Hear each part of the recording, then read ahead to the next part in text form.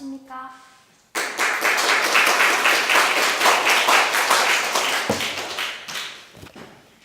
안녕하십니까. 저는 모범생이 아닌 모험생을 위한 세상을 만들고 싶은 청년 김나영입니다. 여러분, 모범생은 어떤 학생을 뜻하나요? 네, 시키는 공부만 열심히 하는 학생입니다. 그러나 모험생은 어떤 학생인가요? 하고자 하는 공부를 뚝심 있게 해나가는 학생입니다. 저는 우리 모두 모험생으로 살아가야 하며 우리 사회 구성원 전체가 어떻게 노력해야지 많은 사람들이 모험생으로서의 삶을 영위할 수 있는지 말하기 위해 이 자리에 나왔습니다. 왜냐하면 저는 모험생으로 살기 위해서 역설적으로 고등학생 때는 모범생으로 살 수밖에 없었던 현실을 겪었기 때문입니다. 저는 지드래곤, 반고흐, 김연아를 정말 좋아했습니다. 하지만 그들만큼 뛰어난 재능이 없어서 마지막 선택지인 공부를 쳐다볼 수밖에 없었고, 어른들이 너 그렇게 공부해서 대학 가면 원하는 거 다 하고 싶은 거 다 하면서 살 수 있어, 이렇게 말하는 말을 믿었습니다. 여러분, 이것은 진실이었을까요? 네, 대국민 사기극이었습니다. 저는 이렇게 경주마처럼 앞만 보고 달려서 관악구에 있는 서울대학교에 입학했습니다.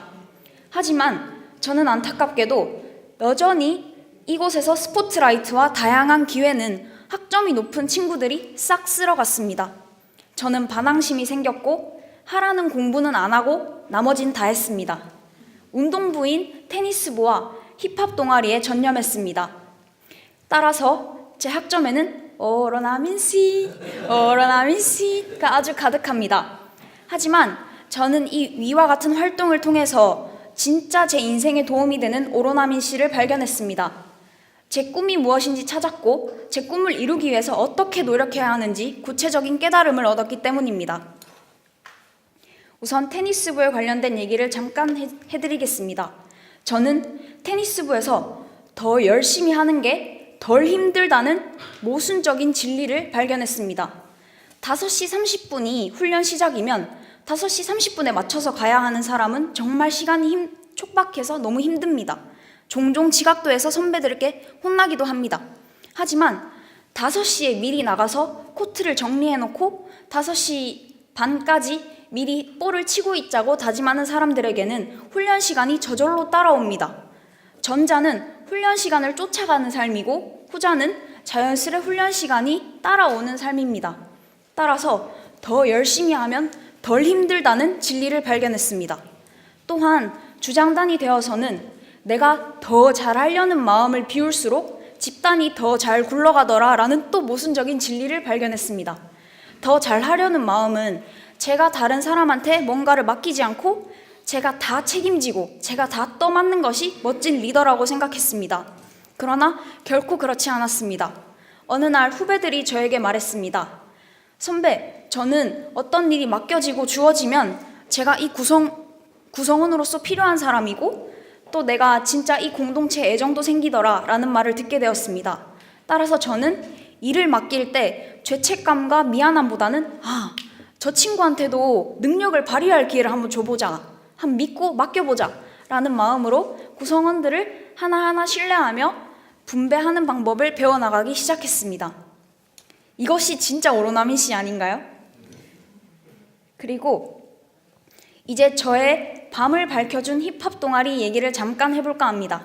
여러분, 랩 가사를 쓰고 그걸로 공연한다는 것은 어떤 의미가 있을까요? 자, 지금 상상해 보십시오. 당장 종이에 1분짜리 가사를 써서 사람들 앞에서 공연을 해야 합니다. 어떤 말을 쓰고 싶으신가요? 인생의 어떤 부분을 가사로 녹여내고 싶으신가요? 아마 생각보다 막막하실 겁니다.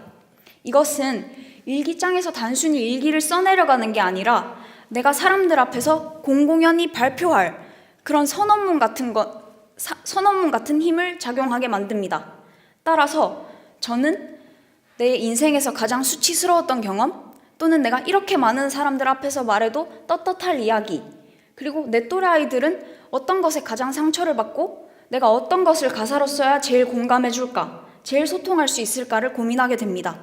제 인생의 전반을 돌아보면서 당연히 몇 날 며칠 밤을 새게 되죠. 저는 이렇게 가사를 쓰면서 가사가 가진 힘도 느끼게 되었습니다. 가사의 영향을 가장 많이 받는 것이 바로 저였습니다. 몇백 번을 생각하고 몇백 번을 읽고 몇백 번을 고민하고 외우고 사람들에게 발표하면서 제 자신이 그 가사에 이미 세뇌당하고 있었습니다. 따라서 저는 청년들의 모험을 응원하겠다는 작은 메시지나마 항상 제 모든 가사에 담으려고 노력했습니다. 되뇌이고 생각하다 보면 자연스럽게 제 삶의 태도에 그 가사가 녹여나오게 되기 때문이었습니다. 따라서 저는 이렇게 계속해서 가사를 쓰는 활동을 했고, 이런 노래 한 곡을 멜론이라는 음원 사이트에 발매를 하려면 한 곡당 50만 원 가까이 든다는 아픈 현실도 발견하게 되었습니다. 따라서 저는 이러한 현실을 두고 보기만 할 수는 없었고, 내가 학생으로서 할 수 있는 일을 찾고 문화자치위원회라는 학생의 산하기구에 들어가게 되었습니다. 이 문화자치위원회는 하라는 공부는 안 하고 다른 짓을 하는 모든 학생들을 예산을 지원해주고 유튜브 홍보 영상 제작을 돕고 음반 발매를 돕는 활동입니다. 저는 가슴이 쿵쾅쿵쾅 뛰고 제가 빛나는 스타가 되지 않더라도 저로 인해서 하라는 공부는 안 하는 학생들이 행복해하는 걸 보면 정말 살아있음을 느꼈습니다. 저는 제 인생 전체를 여기에 쏟아부어도 되겠다는 확신이 생겼습니다. 제 꿈을 찾은 것이지요. 여러분, 이렇게 모험을 응원하려면 청년들 간의 연대는 물론 우리 사회계층 전체의 연대도 필요합니다. 따라서 친구가 혹시 시험 대비 대신에 다른 활동에 몰두하고 있다면 야, 그런 거 하지 말고 공부나 해, 이런 말보다는 야, 좀 멋있네? 그걸 해서 어떤 걸 느꼈어? 네가 어떤 부분에서 발전한 것 같아? 이렇게 칭찬으로 시작해서 그 친구가 스스로 자기의 활동을 돌아볼 수 있는 질문을 던져주십시오. 그리고 어른들도 그냥 씩 웃고 박수 한번 쳐주십시오. 왜냐하면 하라는 공부보다는 하고자 하는 공부에서 더 많은 것을 배울 것이 확실하기 때문입니다. 여러분, 저는 학교 공부를 때려치우라는 것이 아닙니다. 단 학점과 관계없더라도 진심으로 좋아하는 활동에 한 번쯤은 진심으로 몰입해서 빠져보자는 것을 권유하는 것입니다. 그리고 교육단체 역시 모범생을 위한 줄세우기식 선발을 통한 장학금이 아니라 체계적인 대화로 이루어지는 심층 인터뷰, 그리고 정기적인 활동 점검과 결과물 제출로 진정한 모험생을 가려내서 그들에게 도전금을 지원해야 된다고 생각합니다. 저는 타인의 칭찬 한마디는 그 모험의 시작이지만 경제적인 지원은 그것을 꽃피울 수 있는 연료 공급이라고 생각합니다. 여러분, 주변의 모험을 보고 비웃기보다는 질문을 던져보십시오. 그 물음표가 그 학생을 더욱더 생각하고 발전하게 만들 것입니다.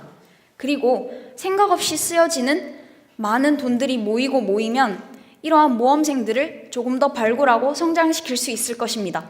여러분, 우리 모험생으로 삽시다. 감사합니다.